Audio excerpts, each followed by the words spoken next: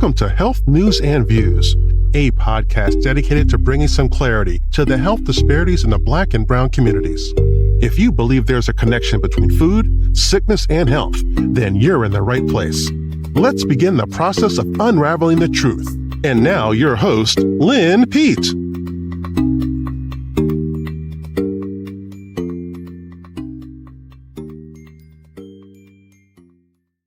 Greetings and welcome back to another episode of Health News and Views, Food, the Final Frontier. Hi, I'm your host, Lynn Pete. Well, in today's episode, we're going to explore the ecosystem. No, not that one, yours. The ecosystem in your body. And the question is, do you know the difference between good and bad bacteria? How about the need and functionality of a virus or a fungus? Are you feeding and housing parasites and don't even know it? And how do you know if it is a virus, a bacteria, or a fungus? And can parasites contribute to our ill health? Well, let's explore some facts and myths and test your knowledge to see how much do you really know about what's going on outside and inside the body. But first, our disclaimer that the subject matter provided in this podcast or any of our other published documents is for informational purposes only. Food, the Final Frontier, and our partner, Health News and Views, we do not attempt to treat, diagnose, or cure any disease or condition. Always check with your healthcare provider before making any lifestyle, dietary, or prescription drug changes. Parasites. The word alone makes us uncomfortable. But what if they're more common and more connected to our everyday health than we even think? Across the world, billions live with parasites daily, and many cultures have learned, in the Caribbean and African countries, have learned to have a routine every 6 months or once or twice a year deworming process. In the Caribbean, they call it a washing out. But yet here in the West, we rarely even mention them. We talk about possibly detoxing, pretty much the same thing, but specifically for parasites and for possible worms. Let's explore some symptoms, some signs, and some myths about parasites and why testing may be the missing piece of the health puzzle. You know, parasites don't always shout their presence. They whisper. Symptoms often overlap with other conditions like bloating, constipation, or even diarrhea, fatigue and brain fog. How about nutrient deficiencies like low iron, unexplained weight loss, or weight gain? And then there are signs you can see. If you or someone you know, you can see skin tags, papillomas on the eyelids, chronic rashes, eczema-like patches, or even dark circles under the eyes. These are not unique to parasites, but when combined with digestive or fatigue symptoms, they deserve attention. Here are some myths versus some facts, and let's clear up some confusion. And now this is not about parasites, but these are other terms that you've heard before. And let's see how much you know. A ringworm. Is a ringworm a worm? Is it a parasite? It's neither. It's really a fungus. A fungus among us? Probably heard that before. Ringworm is also known as tinea. It's a fungal infection caused by a dermatophyte fungi. And this fungi lives on the skin, hair, and nails and can spread through direct contact with infected individuals or animals, contaminated objects, or even soil. And this fungi, sandboxes, does that ring a bell? Common species of these dermatophytes that cause ringworm are many. There's three. There's the tryptophyton and microsporum and epidermophyton. So says the Mayo Clinic. On a personal note, I will say that when I went to go pick up my first 2-3 grandchildren at 50 years old, I developed ringworm. The kids had ringworm. I picked them up. My granddaughter, her hair was just back and forth in the dirt as she swung on the swing upside down.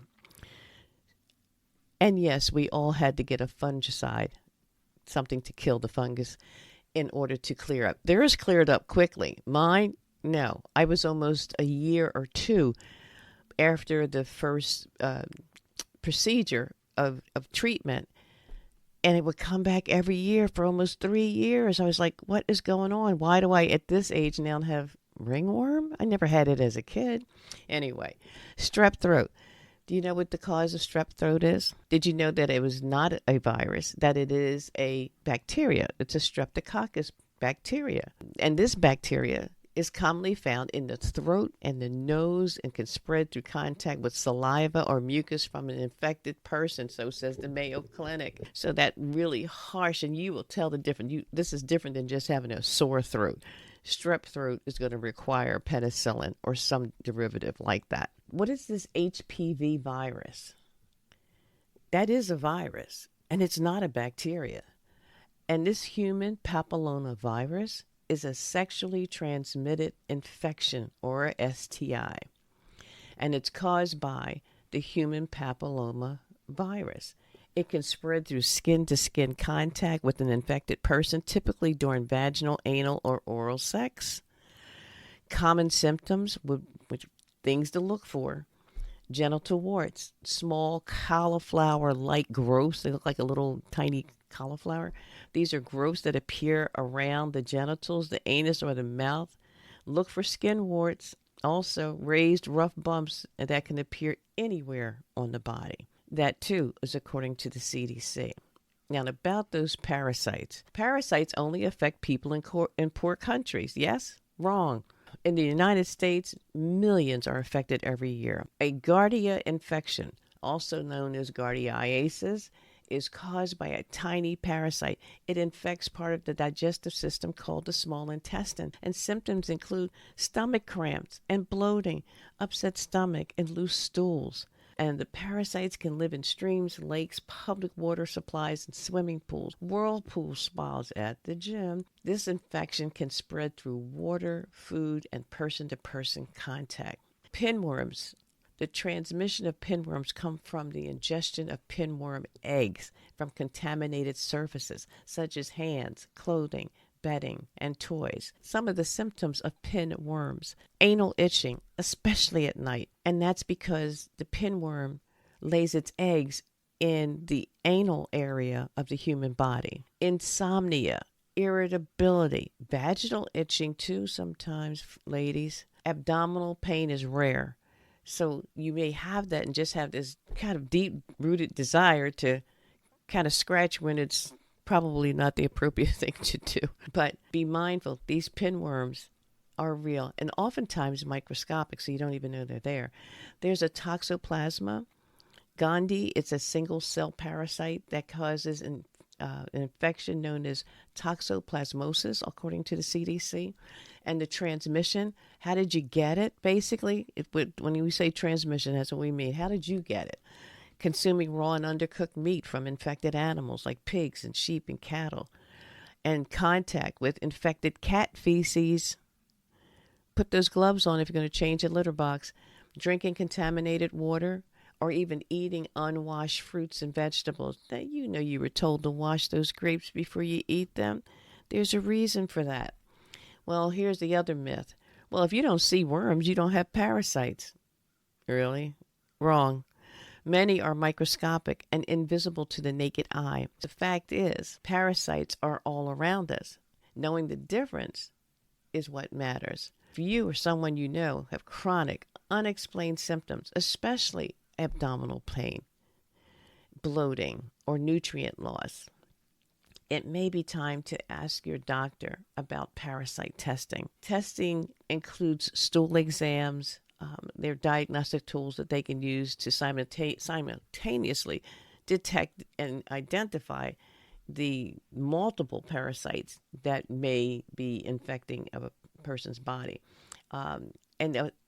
What they need is a sample from you. Often it's a stool sample that they would need to do blood tests, and also in some cases some biopsies or even imaging. One negative test, though, by the way, doesn't mean you're all clear. Parasites shed intermittently. They die off, but they leave their eggs behind. So you want to find a remedy that not only kills the parasites, but also removes the eggs as well. Persistence and the right testing is going to make a difference. Parasites may be silent hitchhikers, but they don't have to stay hidden. Knowledge, prevention, and testing are the antidotes to a long, healthier life. Remember to wash your produce, cook your food thoroughly, deworm the pets, and if some symptoms actually persist, ask about parasite testing, because the key to good health may be addressing what we've been overlooking all along. Thanks for stopping by. The Health News and Views, Food, the Final Frontier. It's always a pleasure to have you. And remember, when it comes to information like this or any information, that a lie will go around the world 2 times before the truth gets out of bed. Thanks for that quote, Reverend Joe Williams, the last remaining member of the Dixie Hummingbirds Gospel Group. Do come back. There's so much more to tell. And this may be a part 1 of a 2-part series. I want to tell you so much more about the parasites and what to look for. Make it a powerful day. Peace.